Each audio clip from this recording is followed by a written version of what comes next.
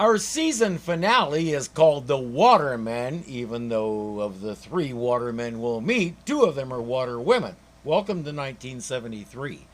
We don't have any silly Marvin antics to start us out. Today we dive right into it. There's major trouble out in the ocean. Offshore coral reef in danger of collapse. Coast areas threatened by enormous storm waves. Let's get it on the SDI screen. The great coral reef, which has been built up over the centuries out of the skeletons of tiny sea organisms, stands as a barrier between the storm waves and the coast. Which coral reef? There are dozens all over the world. This one is breaking up, and the unrestricted ocean movement is threatening cities on the coast. Around North America, the only actual coral reefs are by Florida, although there's a little in the Gulf of Mexico, and some off the coasts of Hawaii that are almost dead now thanks to pollution and climate change. But that's the nice thing about expressing the problem the way we did here. It could be any reef anywhere. Whatever the specifics are, Superman will head off to take care of it. But just as he leaves, Colonel Wilcox comes on the screen with more trouble. A red tide is invading the southeast coast. Immediate action is needed because millions of fish are threatened. This is an urgent, top priority message. The clean blue offshore ocean water is being invaded by a waterborne red invasion, spreading its poison. Strange, the red tide is in the same region that the coral reef is breaking down. I'll get it out of the way now. If you know what a red tide is, you may be a little frustrated at the way they talk about it. I've been diving in a red tide. The dive lasted almost a full minute. When my buddy and I lost each other and we were only this far apart, we said, never mind, let's go home.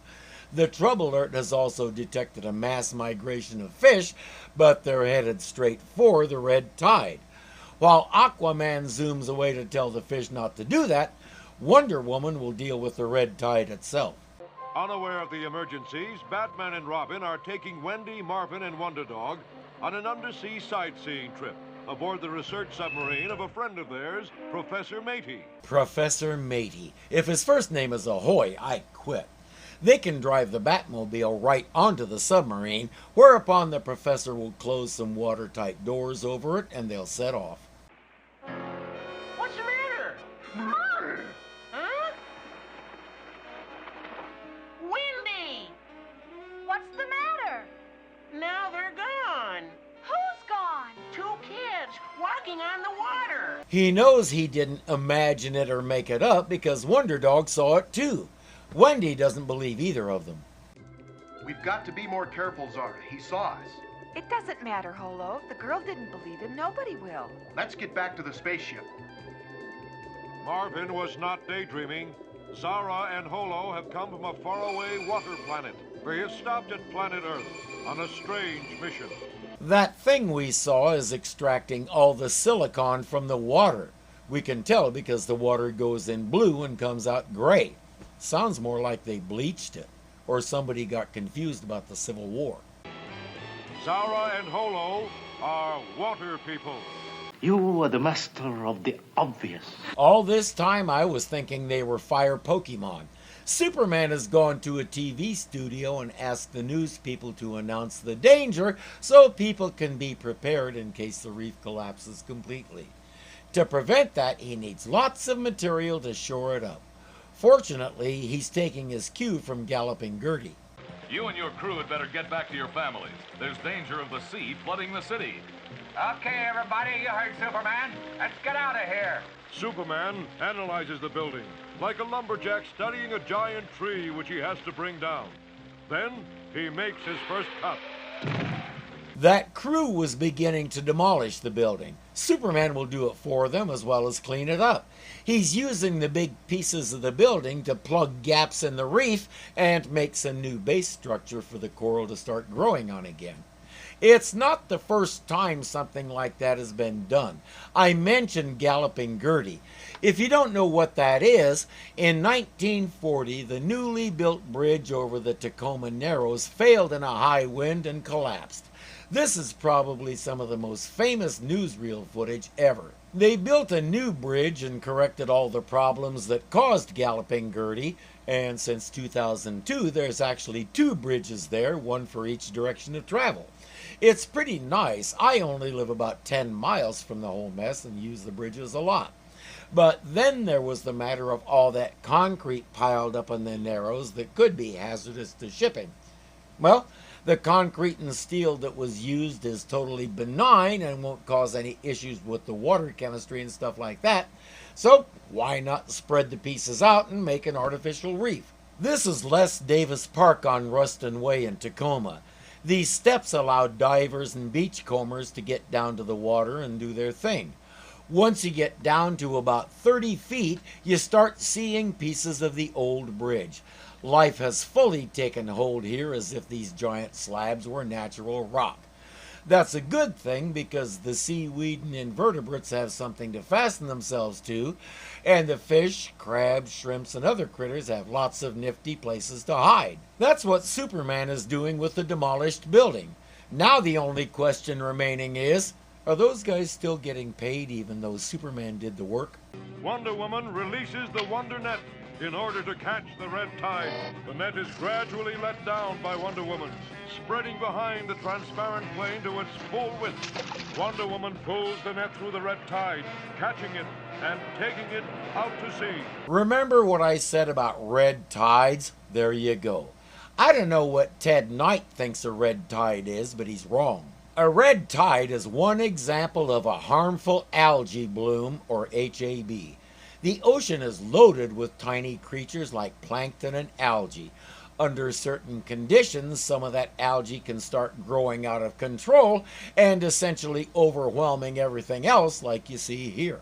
That might not be a problem, except that the algae gobbles up all the oxygen in the water so other creatures can't breathe, and it excretes chemicals that are toxic to fish and other undersea life.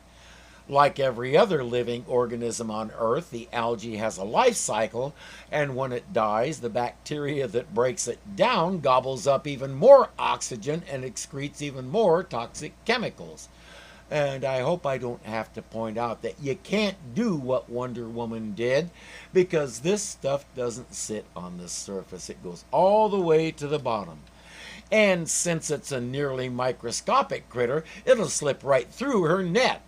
All she's going to catch that way is some floating seaweed and maybe the occasional jellyfish. Or maybe the net is magic and it really can scoop up the red tide like that. In the DC universe, you always leave room for the answer to be magic. Aquaman tells the fish to go somewhere else. There's danger here, and that takes care of that. But Holo and Zara are still extracting silicon from the water, and at least according to 1973 science, that's causing the red tide. It starts blooming again. Their storage tank is full, so they head back to their mothership. It's hidden in a nearby lake that's bounded by hills on 3 sides and a wide delta on the 4th. The silicon is of good quality, ma'am. It will have to be. We have a long way to go. Here we are on Earth in the solar system. And to get home, we've got to go around the edge of the Milky Way, to Sagittarius. I don't think we can be blamed for a meteor having hit our fuel tank. We can be blamed, though, if we don't replace our fuel as quickly as possible. There are more than 100 families aboard, depending on us to get them home. The short version is silicon is their fuel, and thanks to a stray meteor, they ran out of gas. Here's a silly idea. Ask for help. Instead of just sucking up what they need and nuts to the consequences for the planet, see if the surface dwellers can help them get fixed and refueled. The emergencies on the ocean are being dealt with, but reports indicate that the cause of the dangerous conditions has not yet been discovered. Since Professor Matey's research submarine is in the endangered area, I suggest, Batman and Robin, that you use it to investigate. Will do, Colonel Wilcox. Superman has finished fixing the reef, but now he has another problem. Thousands of starfish cover the reef. There has been a sudden appearance of starfish. Why are they on the reef? Can they have caused the break? Are the starfish somehow connected with the red tide? They're more properly known as sea stars, but use whichever one is easier for you to say. I only know of one type of sea star that eats coral. It's called the crown of thorns, and it doesn't look like that. Most sea stars eat mollusks like clams and mussels. And since those are out of the water, they aren't going to be trying to eat anything. They'll be trying to breathe. Who is he? He was talking to the fish. And swimming like one of us. We'd better find out who he is. Several times they'll express their confusion about why we choose to live on the land. I hope eventually someone will explain that we don't choose. It's a matter of biology and physics. Notice the difference between your feet and ours, for example. They follow him to the submarine, where Colonel Wilcox is reporting that at the rate they're going, the sea stars will eat the whole reef in a matter of hours, and the trouble will start all over again. And that's not all. Our latest report is that the whole chain of life in the area of the red tide and the starfish is threatened. A break in the sea's chain of life can have disastrous consequences. Species can become extinct and man's food supply can be diminished. Not to mention his oxygen supply, much of which comes from the ocean. That's what HABs do. And as of this moment, when it happens, we still have no idea what to do about it. Professor Matey suggests that all these issues are related, and the best place to start investigating is where the first red tide occurred. All right, we'll split up. I'll stay aboard the submarine and search underwater. Robin will search the surface in the motorboat with Wendy and Marvin. You do swim, don't you, Marvin? Like a fish. You, Wendy? Like a person. All right, you come with us, Wonder Dog. There's a reason why it's called the dog paddle. If they search near the red tide, they'll find our spaceship. And might interfere with our extracting the silicon. Then we have to stop them from stopping us. How? That motorboat will get to the spaceship in a few minutes. I'll stop the motorboat. You get to the spaceship, move it before the submarine finds it. We have to keep extracting the silicon or we'll never get home. Stopping the motorboat requires revealing himself. Hello there! Traveling torpedoes. We're doing 40 miles an hour. And so is he. How can you swim so fast? Just born that way, I guess. Haven't I seen you somewhere before? Not a chance in the world. This world, I mean. Hey, stop for a minute. I want to talk to you. Robin says, sorry, we don't have time to talk. To an obvious space alien who's aquatic and thus could have something to do with this. Instead, he hits the throttle. I don't believe it. He can't be keeping up with us. It's not happening. Look out! Oh, no!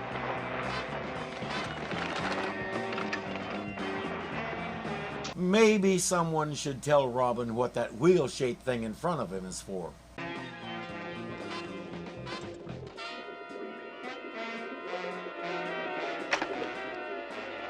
He introduces himself and says, "What are you looking for?" Robin says, "We're heading for the red tide."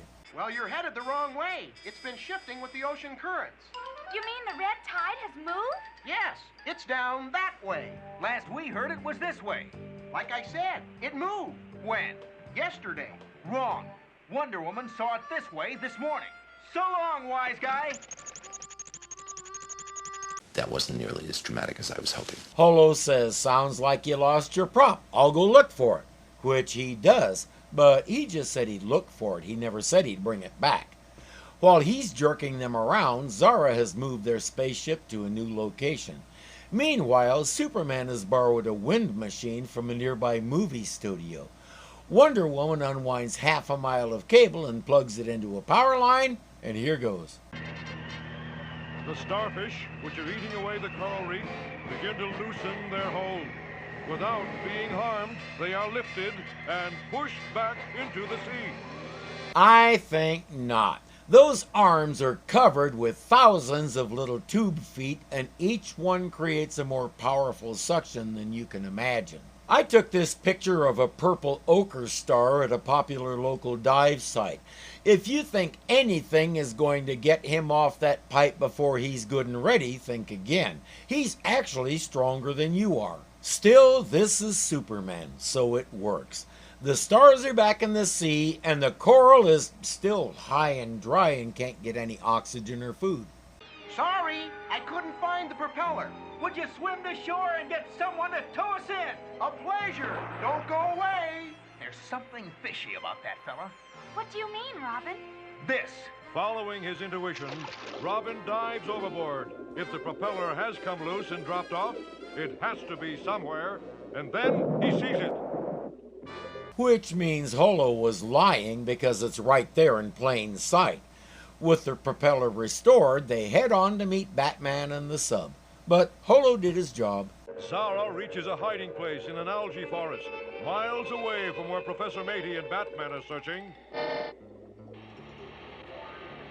She begins the extraction.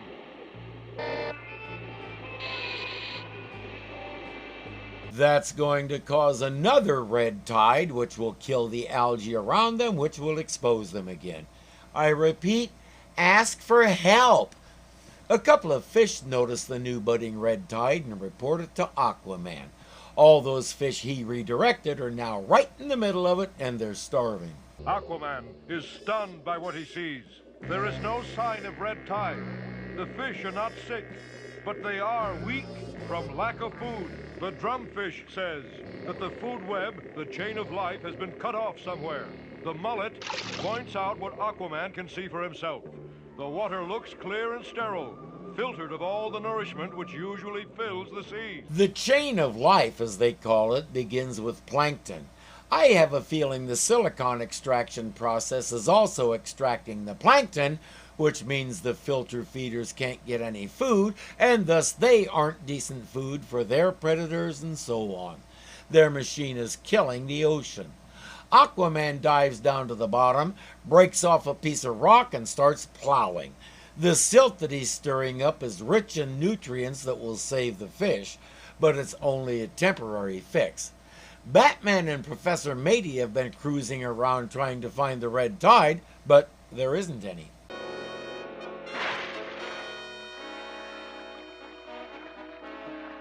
Remind me when Aquaman learned ballet. As the others arrive, a couple of fish show up with a message for him. We do have a report. Red tide along the coast, 5 miles north. We'd better find out what's causing it. Robin, take the kids and check it out. Let's go, Professor. Back at the reef, another big section of it has broken away and a torrent of water is threatening the shoreline. Superman has the solution.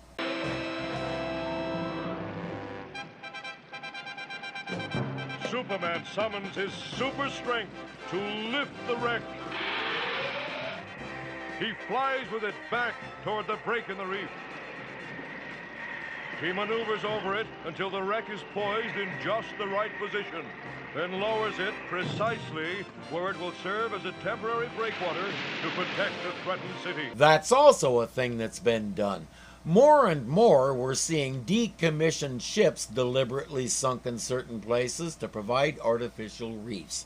Not only do they encourage the life in the area to flourish, they often make great scuba diving sites. This is Coco View Resort in Roatan, Honduras. It's the most popular dive resort in the world. That dark shape at the bottom center is a ship called the Prince Albert. It harbors all kinds of life from octopus to hermit crabs and more. It was deliberately sunk in Coco View's front yard in 1985 for that purpose. So Superman is ahead of his time as usual. Holo and Zara have been discussing how weird these humans are. Trust me, you have no idea. Shh. The motorboat has arrived in the area where the parrotfish reported the presence of red tide. But they see no sign of it. The motorboat? Searching for us. How did they know so quickly to look here? I don't know. But maybe it's time for the motorboat and me to play another game of chicken. Chicken? I mean duck. They call it chicken. Yeah, that's because everything tastes like chicken. Zara has a better idea. Let's move the spaceship now. They'll stay to study the red tide and not look for us. Great! Let's do the extraction near the delta. There's lots of silicon there.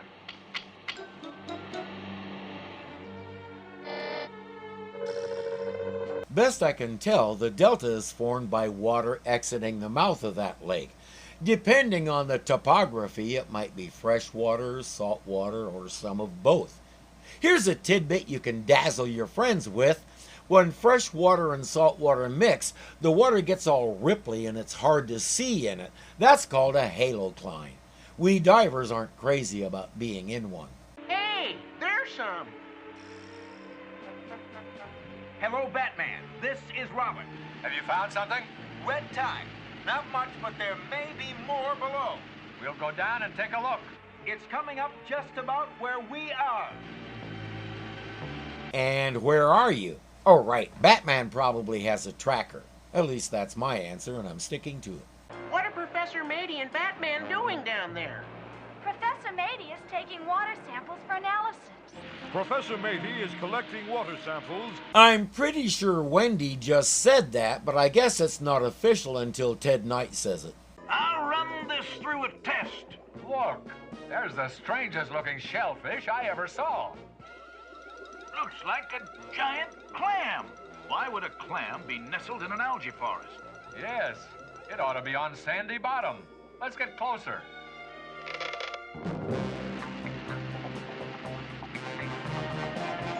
That's not a clam, it's Holo in their mini-sub. While Zara is extracting silicon over in the Delta, he came back here to spy on the Super Friends. As we can see, he's not a very good spy. He's trying all kinds of evasive maneuvers, but the professor is staying right with him. Realizing that his mini spaceship is not fast enough to lose the submarine, Holo decides to use his slide lead to make his own escape. There he goes. I'm going after him. Remember, he can swim in excess of 40 miles per hour. He won't, but he can. Aquaman said there he goes. I didn't see any he. I saw an it. Something with flippers instead of legs. And operating an underwater flying saucer.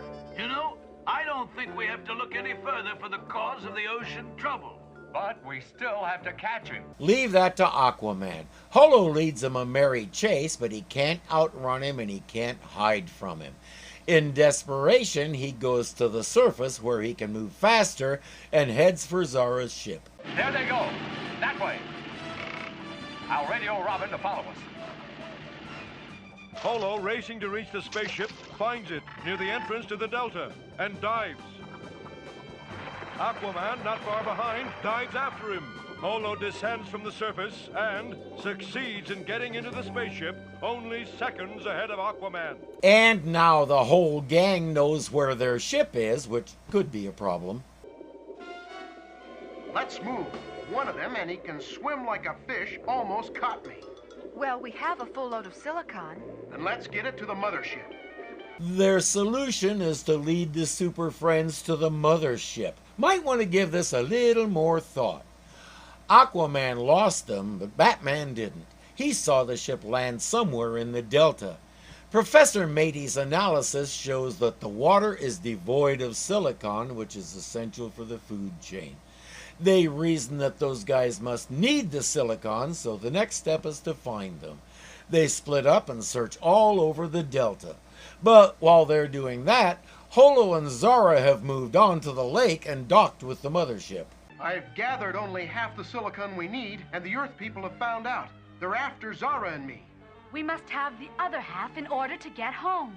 You must get it, and you must evade them. They're probably searching the Delta right now.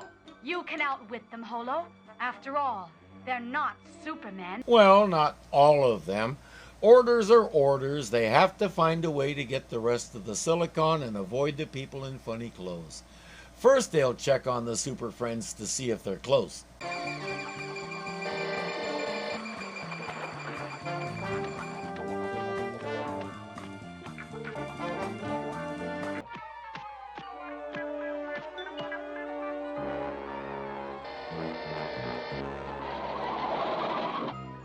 Did you see that? To travel on land, they use wheels. I wonder why they haven't invented mechanical legs like we use. They're much more efficient. I know some people who would disagree with you.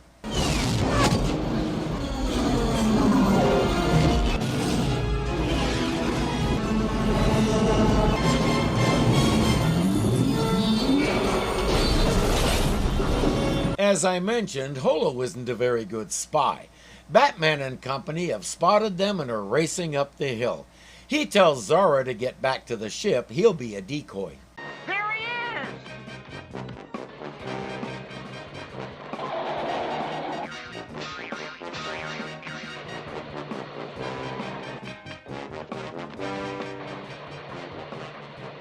We can catch him now. Tell me again why mechanical legs are more efficient? He's doubling back. Look out! It's the same fellow we met swimming. He's playing duck again. You mean chicken? Fricassee chicken if we don't watch out. Okay, I admit wheels can't do that.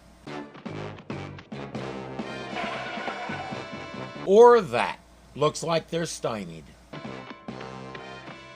We can still catch him. Robin, I don't want to catch him. Yet, if we pretend to let him go, he'll lead us to the spaceship. Right, Batman. Good strategy. Batman is a much better spy than Holo is, so Holo heads straight for the mothership, having no idea he's being followed. The rest of the group arrive and they all watch him go into the lake. Superman, you're up. Over the lake, Superman uses his X-ray vision to search the murky bottom.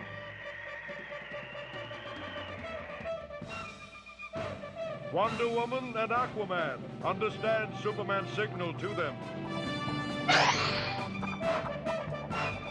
Aquaman takes up a position near the ship and gives Wonder Woman a signal. As she had when she swept up the red tide, Wonder Woman deploys her Wonder Net, billowing below and behind her.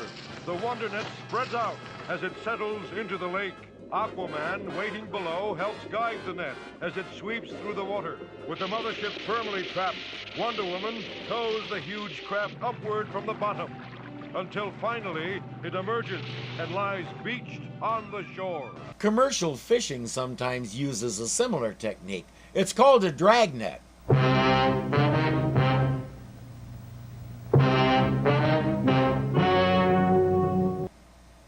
You knew I had to do that. Let's meet these aliens.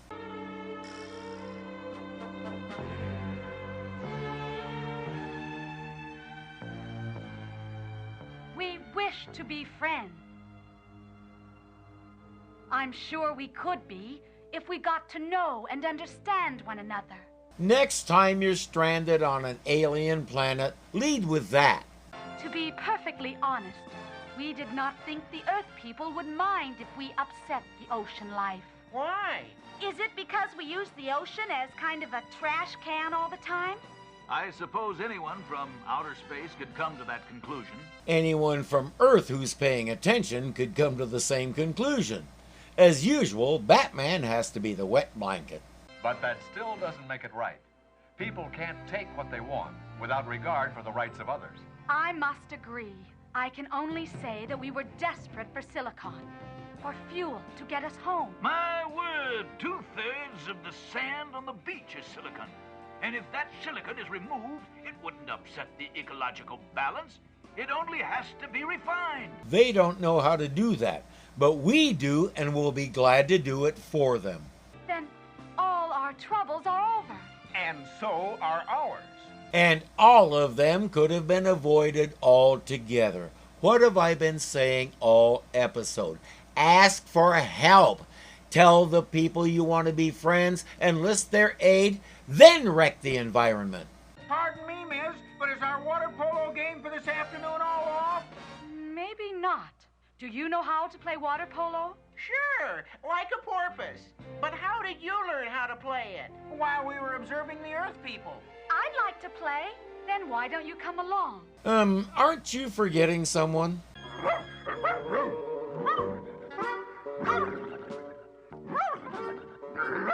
Do Earth dogs play water polo? I should have known it. Water planet dogs do too, I think. Okay, then they have a full team. Wonder Dog will play goalie.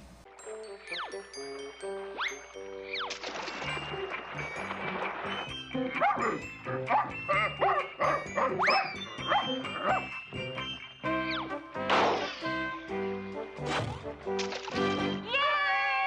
Hooray! We made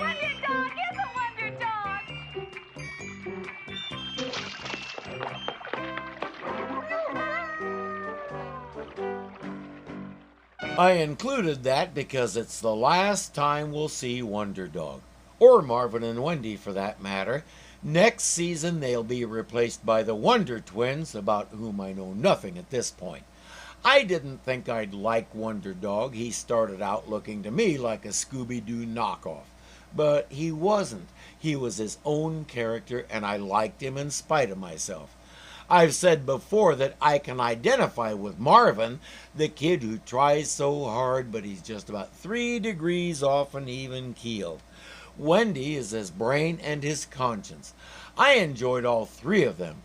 I know your mileage varies. The comments have made that clear. And I understand. And it's okay to have different opinions of them. As for the Super Friends themselves, they're well done. A lot of comments said that Aquaman is sort of useless in this series, but I haven't seen that. This episode in particular kind of revolves around his world, and he and his fish were the key to solving the mystery. I can't say anything about future seasons because I haven't watched them yet, but at least in this first season, I thought Aquaman got equal screen time for the most part. I did feel that the series depends a little too much on aliens, but then I try to look at it through 10-year-old eyes, and I find that I don't really care. As long as the story is good, I'll watch it. And these stories are good. The jokes are grown-up level as often as not, and any episode will have enough comedy relief to keep you from getting bogged down. I'm going to take a little break, and then we'll return with Season 2 and more stories of our great heroes. Happy trails to you till we meet again.